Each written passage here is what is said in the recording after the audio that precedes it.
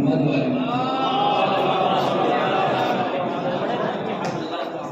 معزز سامعین کرام، سب سے پہلے تو ہم شکر گزار ہیں اس خدا کے کہ جس نے ہمیں فرماتا ہے قل اے حبیب کہہ دیجئے، قرآن مجید فرقان حمید جب بھی جس بھی رسول کا پیغمبر کا تذکرہ کرتا ہے تو یوں بیان کرتا ہے گویا ہم سے اجر کا خواہ نہیں ہے، ہمارا اجر تو اللہ کے پاس ہے، لیکن جب بھی پیغمبر اکرم کا تذکرہ کرتا ہے تو یوں بیان کرتا ہے قل لا اسألکم علیہ اجرا الا المودۃ فی القربى، اے پیغمبر کہہ دیجئے میں نے تم سے اس تبلیغ رسالت پر کوئی اجر نہیں مانگا، میں جو بھی مانگتا ہوں سوائے کہ میرے قریب ترین رشتہ داروں کی محبت، میں تم سے کوئی سوال نہیں کرتا ہوں اس تبلیغ رسالت پر سوائے میرے قریب ترین رشتہ داروں کی محبت۔ عزیزو، جب مجلس ہوتی ہے تو بہت سے لوگ کہتے ہیں مجلس تو ہوئی، سب کچھ صحیح تھا، اچھے سے ہو گئی، لیکن ایک کمی رہ گئی، مجمع نہیں آیا۔ مجلس بھی اچھے سے ہو گئی، سب کچھ ہو گیا، مجمع نہیں آیا۔ جو بھی یہ سوال کہے کہ مجمع نہیں آیا، ایک جملے میں اس کو جواب دینا، جو آج کے بعد کہے کہ مجلس اچھے سے ہوئی، سب کچھ اچھے سے ہوا مگر مجمع نہیں آیا، تو ایک جملے میں اس کا جواب دینا، کہنا مجمع کی ضرورت چیئرمین کو ہوتی ہے، حسین کو نہیں۔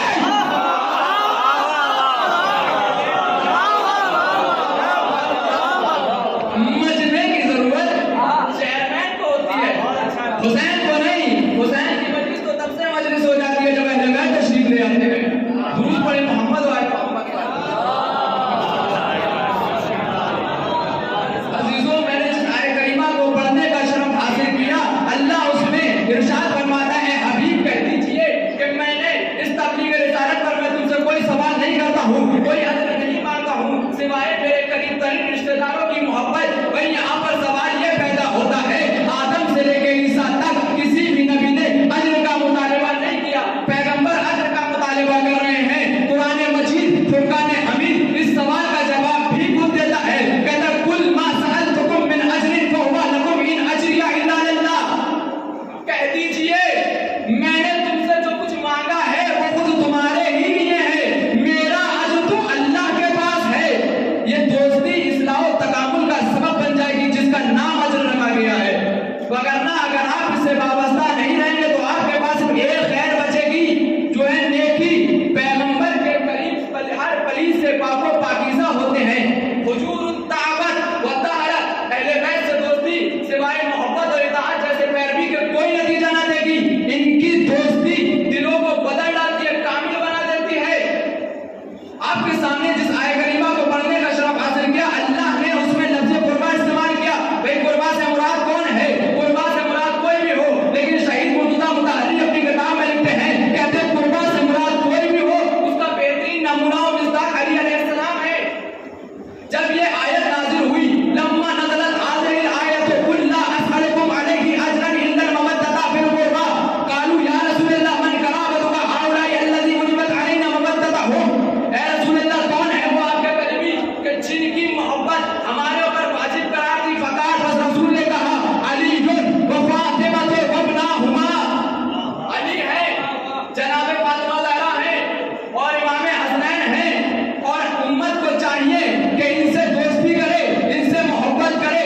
الا المودۃ فی القربى، پیغمبر اپنی بیٹی جناب فاطمہ زہرا سے بہت محبت کیا کرتے تھے، اتنی محبت کیا کرتے تھے جب آپ آتے تھے، آپ آتی تھی تو احتراماً کھڑے ہو جاتے تھے، وہاں جلسہ آپ کی مجلس سے ہی وہ جناب فاطمہ زہرا کو اپنی جگہ پر بٹھا دیا کرتے تھے، اور فرمایا فاطمہ تو بضعۃ منی من آذاہا فقد آذانی، فاطمہ تو بضعۃ منی، فاطمہ میرا ٹکڑا ہے، فاطمہ میرا جز ہے، فاطمہ میرا حصہ ہے، جو میں ہوں، کوشش کا جز نہیں کہا، یعنی جو میں ہوں اس کا میری بیٹی فاطمہ حصہ ہے، جز ہے، حصہ ہے، جز ہے۔ قیامت تک اگر میں نبی ہوں تو فاطمہ نبوت کا جز ہے، قیامت تک اگر میں امام ہوں تو فاطمہ امامت کا جز ہے، قیامت تک اگر میں صحابی ہوں تو فاطمہ صحابت کا جز ہے، قیامت تک اگر میں طاہر ہوں تو فاطمہ طہارت کا جز ہے، جو میں ہوں اس کا میری بیٹی فاطمہ حصہ ہے، جز ہے، حصہ ہے۔ اور ابھی رکے نہیں، آگے فرما دے فمن اغضبها فقد فاغضبنی، جس نے اسے ناراض کیا فقد فاغضبنی، بس نے مجھے ناراض کیا فقط فَأَغْضِبَنِي أَغْضَبَ اللَّهُ، اور جس نے مجھے ناراض کیا اس نے خدا کو ناراض کیا. یہ حدیث صحیح بخاری میں موجود ہے. اور جس نے فاطمہ کو ناراض کیا اس نے رسول کو ناراض کیا، جس نے رسول کو ناراض کیا اس نے خدا کو ناراض کیا. وہ جو خدا کو ناراض کرتا ہے اس کو صلہ کے میں کیا ملے گا؟ وہ اللہ تبارک و تعالیٰ ارشاد فرماتا ہے درود والی آیت کے نیچے والی سورہ احزاب، ان بسم اللہ الرحمن الرحیم ان الذین یؤذون اللہ ورسولہ لعنہم اللہ فی الدنیا والآخرہ. جو بھی اللہ کو اذیت پہنچائے ورسولہ اور اس کے رسول کو اذیت پہنچائے لعنہم اللہ فی الدنیا والآخرہ، تو وہ دنیا میں بھی لعنتی ہے آخرت میں بھی لعنتی. وأعد لهم عذابا مہینا، اور اس کے لیے بڑا دردناک عذاب تیار کر کے رکھا ہوا ہے. جس نے فاطمہ کو اذیت پہنچائی اس نے رسول کو اذیت پہنچائی، جس نے رسول کو اذیت پہنچائی اس نے خدا کو اذیت پہنچائی. اور جو خدا کو اذیت پہنچائے گا، جو بھی خدا کو اذیت پہنچائے گا تو اس کا اجر کیا ہے؟ دنیا میں بھی لعنتی ہے آخرت میں بھی لعنتی. تو پتہ چلا جس سے رسول راضی اس سے خدا راضی، جس سے فاطمہ راضی اس سے رسول راضی، جس سے رسول راضی اس سے خدا راضی، جس سے فاطمہ ناراض اس سے رسول ناراض، جس سے رسول ناراض اس سے اللہ ناراض. بھائی سمجھ میں آ گیا اللہ راضی اس بندے سے ہوتا ہے جس سے فاطمہ راضی ہو. اور تمہاری کتابوں میں لکھا ہوا ہے جو حدیث کو میں نے ابھی پڑھا فاطمہ تو بتا تو منی صحیح بخاری میں موجود ہے، اسی کے 4 یا 5 صفحے کے بعد ایک حدیث اور موجود ہے خرجت فاطمہ من الدنیا وہی قاصرۃ علیہما. جب جناب فاطمہ زہرا دنیا سے گئی تو وہ ان دونوں سے ناراض تھی، عمر و بکر دونوں سے ناراض تھی.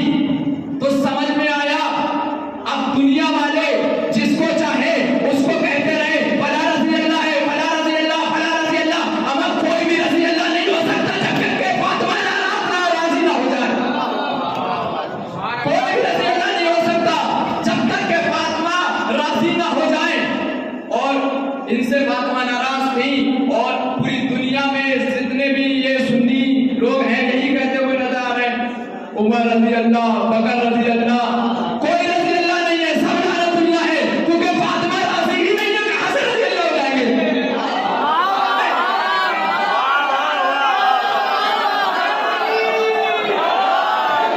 فاطمہ راضی ہوگی تب نہ رضی اللہ ہوں. فاطمہ راضی ہے ہی نہیں، وہ تو ناراض تھی. کتابوں میں تمہاری لکھا ہوا ہے رضی اللہ کیسے ہو سکتے ہیں؟ امام علی اور جناب حسنین سے بھی پیغمبر اکرم بہت محبت کرتے تھے. بہت ساری حدیثیں آپ کو اس بارے میں مل جائیں گی. درود پڑھے محمد و آل محمد پر.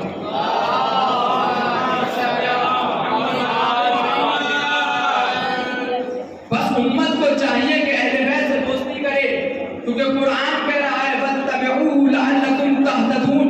پیغمبر کی پیروی کیجیے شاید تمہیں ہدایت مل جائے، شاید تمہیں ہدایت مل جائے. پھر آگے قرآن ارشاد فرماتا ہے لَقَدْ كَانَ فِي رَسُولِ لَقَدْ كَانَ لَكُمْ فِي رَسُولِ اللَّهِ أُسْوَةٌ حَسَنَةٌ.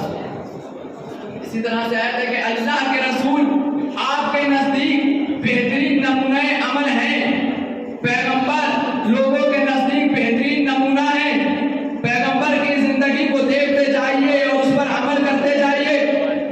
امام علی سے محبت کے، امام علی سے دوستی کے بارے میں بھی پیغمبر سے اب تک بہت سی حدیثیں پہنچی. ابن اسیر نقل کرتے ہیں، کہتے ہیں پیغمبر علی سے مخاطب ہوئے اور مخاطب ہونے کے بعد فرمایا اے علی اللہ نے آپ کو ایسی زینت سے نوازا ہے کہ اس خدا کے نزدیک لوگوں میں اس سے بہتر زینت کوئی نہ تھی. کیا زینت؟ دنیا سے اس طرح کنارہ کشی کی کہ نہ دنیا آپ سے کوئی فائدہ اٹھا سکی نہ آپ دنیا سے کوئی فائدہ اٹھا سکے. یتیموں اور مساکینوں سے دوستی کرنا آپ کو نوازا. وہ آپ کی امامت پر خوش ہیں اور آپ بھی ان سے خوش ہیں کہ وہ آپ کی پیروی کرتے ہیں. اور کتنے خوش قسمت ہیں وہ لوگ جو آپ کی پیروی کرتے ہیں، آپ کی پیروی کرتے ہیں. اور لعنت ہو ان پر جو آپ پر جھوٹ بولتے ہیں، آپ پر جھوٹ باندھتے ہیں، آپ پر عیب لگاتے ہیں، آپ کا عیب نکالتے ہیں. عزیزوں سیوطی کہتے ہیں علی سے محبت ایمان اور دشمنی نفاق ہے. امام علی سے اگر محبت ہے تو مومن ہے ورنہ منافق. اور سیوطی روایت کرتے ہیں اور ایک حدیث یہ بھی ہے کہ امام علی سے محبت ہے गुनाहों को इस तरह खा जाती है कमा ताकुल नार हतब, जिस तरह के आग लकड़ी को जलाकर राख कर देती है, इस तरह से इमाम अली की मोहब्बत गुनाहों को खा जाती है। और हमें अहले सुन्नत के यहाँ से इतनी मोतबर हदीस मिलती है कि इमाम अली के चेहरे की तरफ देखना इबादत है, उनके बारे में गुफ्तगू करना इबादत है। आयशा से रिवायत है, वो कहती है कि मैं अक्सर देखती हूँ कि मेरे बाबा जान यानी कि अबू बकर चेहरे अली को बहुत ज्यादा देखा करते थे। मैंने एक दिन सवाल कर लिया, बाबा जान मैं अक्सर देखती हूँ आप चेहरे अली को बहुत ज्यादा देखते हैं। तो अबू बकर कहता है, दोस्त मैंने पैगंबर खुदा से सुना है कि अली के चेहरे की तरफ देखना इबादत है, और दूसरी हदीस कि इमाम के बारे में गुफ्तगू करना इबादत है। इब्ने हजर मक्की ये भी आयशा से रिवायत करते हैं, कहते हैं कि रसूलुल्लाह ने इरशाद फरमाया कि मेरा बेहतरीन भाई अली है, बेहतरीन चचा हमजा शहीद हैं, और अली के बारे में गुफ्तगू करना इबादत है। भाई समझ में आया, जिसके बारे में गुफ्तगू करना इबादत हो उसकी इबादत का क्या आलम होगा।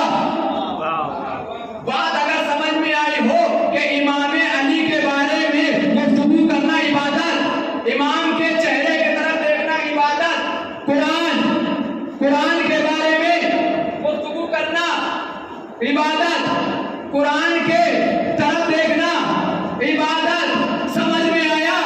अली है कुरान, अली कुरान, इमाम हसन कुरान, इमाम हुसैन कुरान, इमाम ज़ैनुल आबिदीन कुरान, इमाम मोहम्मद बाकिर कुरान, इमाम जाफर सादिक कुरान, इमाम अली रज़ा कुरान, इमाम मूसा काज़िम कुरान, इमाम अली रज़ा कुरान, इमाम मोहम्मद तकी कुरान, इमाम हसन अस्करी कुरान, इमाम मेहदी कुरान। अब जुमला सवालिएगा, जिसके सारे बेटे कुरान उसको इमरान कहा जाता है, और जिसके सारे शैतान उसको अबू सुफियान कहा।